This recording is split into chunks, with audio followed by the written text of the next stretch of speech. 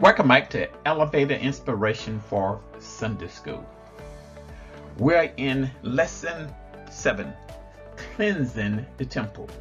This is going to come back to John, the 2nd chapter. So let's get started.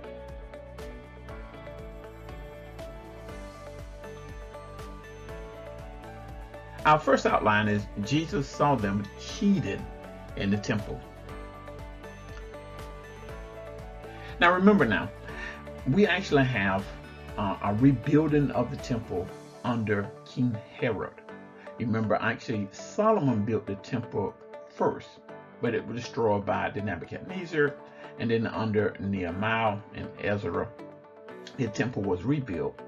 And we have more like a renovation where King Herod actually comes in and really do a great job building this temple. But I do want to emphasize that later, after Christ's crucifixion, death, burial, and resurrection, around 70 AD, the temple is destroyed again by the Romans. But I want you to emphasize Deuteronomy 16:6-7. It says, 3 times a year, all your males shall appear before the Lord your God at the place that he will choose. At the festivity of unleavened bread, that's the Passover, at the festivity of weeks, and at the festival of booths. And they shall not appear before the Lord empty-handed. All shall give as they are able, according to the blessing of the Lord your God that he has given you.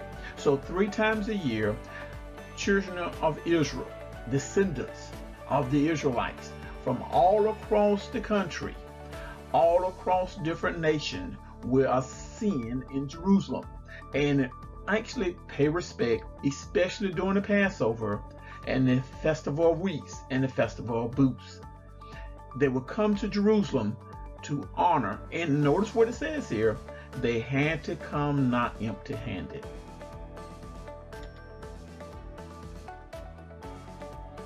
So, our first outline, John the 2nd chapter, 13-14.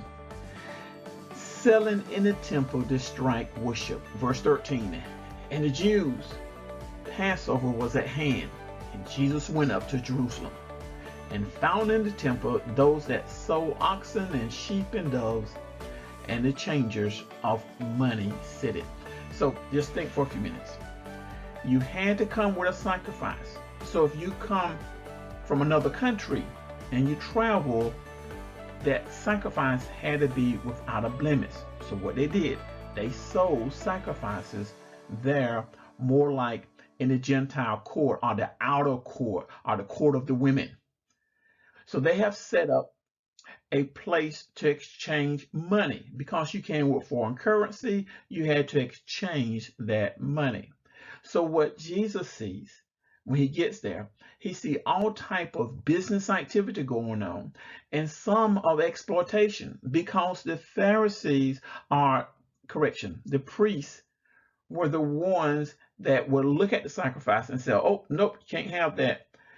Go back out there in the outer courts and purchase one without a spot. And so they was getting more like benefits from this. It was a money-making thing. So Jesus states this right here. You've made you made a den of thieves. So my point is this, my takeaway. When business interferes with worship, especially in the house of God, it is now a den of thieves. Malachi 3:1-5, and I pulled this from the Living Bible. It says, he'll be like white hot fire from the smothered furnace. He'll be like the strongest lye soap at the laundry. He'll take his place as a refiner of silver, as a cleanser of dirty clothes. He'll scrub the Levite priests clean, refine them like gold and silver, until they are fit for God, fit to present offerings of righteousness. Then and only then will Judah and Jerusalem be fit and pleasing to God, as they used to be in the years long ago. Now that's in Malachi. So that is prophesying what's going to happen when the Messiah comes on scene.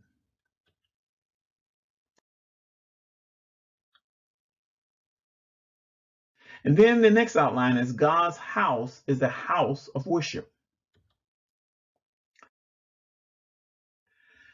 Verse 15 through 17 of the second chapter, it says, and when he had made a scourge of small cords, he drove them out of the temple, and the sheep and the oxen, and poured out the changers' money, and overthrew the tables. So Jesus actually, I'm going to highlight this. I want you to notice what he does. He actually get a cord,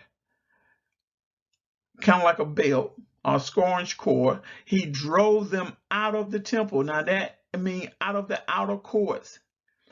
He drove the animals out, and then the money changers out. He overthrew the tables. Man, he just wreaked havoc on everything. And in verse 16, and said unto them that so, take these things hence. I like this. Make not my father's house a house of merchandise. Don't make my father's house a house of merchandise. And then verse 17 says, and the disciple remembered that it was written, the zeal of thine house has eaten me up. The zeal of thine house had eaten me up. So what is my takeaway from this? You know, I've heard oftentimes where it says, you know, a church got to be a business like minded to be prosperous. But I say a legitimate business is one thing. But here, these individuals replace worship with an opportunity to make money. See, notice what the disciples remember, Psalm 69:9. My zeal for God and his work burns hot within me, and because I'm an advocate your cause, your enemies insult me, even as they insult you. You know, we have to be about God's business, not about our business to make money.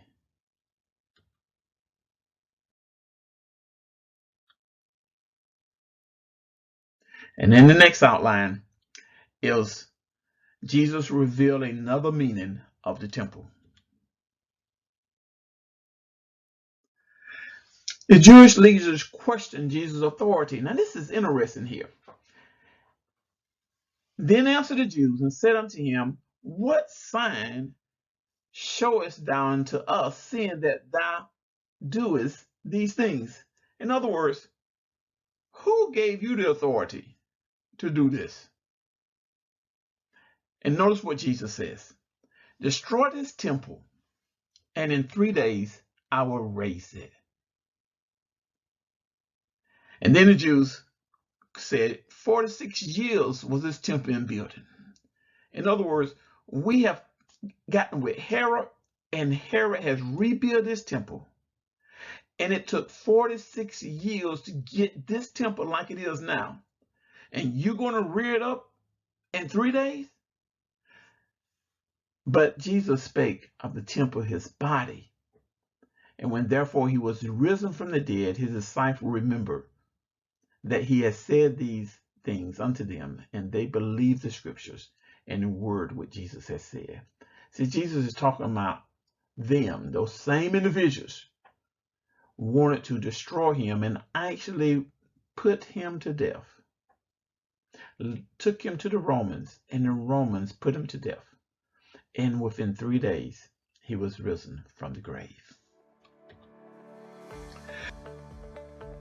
So my takeaway, destroy this temple, and in 3 days I'll raise it up. Though they failed to grasp the true meaning of Jesus' words at that moment, yet the disciples grew into knowledge while the Pharisees, the Sadducees, the leadership opposed the truth.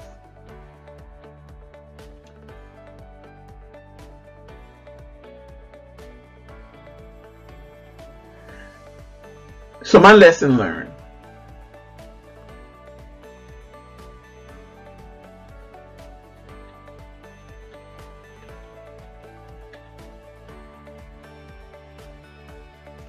Is this. The question that I ponder from this lesson is, does my temple needs cleaning.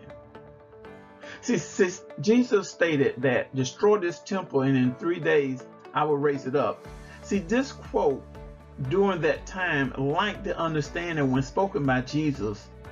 So when I look at the word temple now, and I look at that same, I'm asking myself, do my temple need cleaning? See, likewise, am I looking to cleanse the church building, representing the outside, the physical being, or the temple representing the inside, the spiritual being?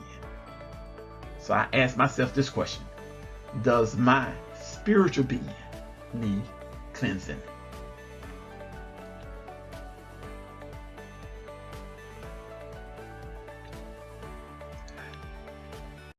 Let's take a few seconds here on reflection.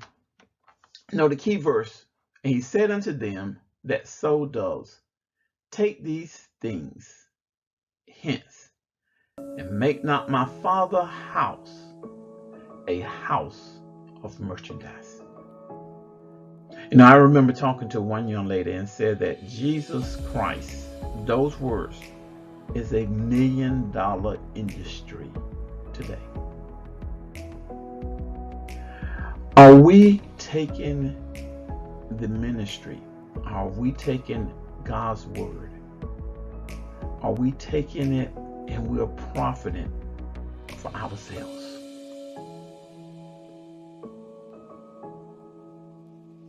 That's really something to think about. And even Apostle Paul tells us that when we get into the ministry, we shouldn't do it for filthy lucre's sake.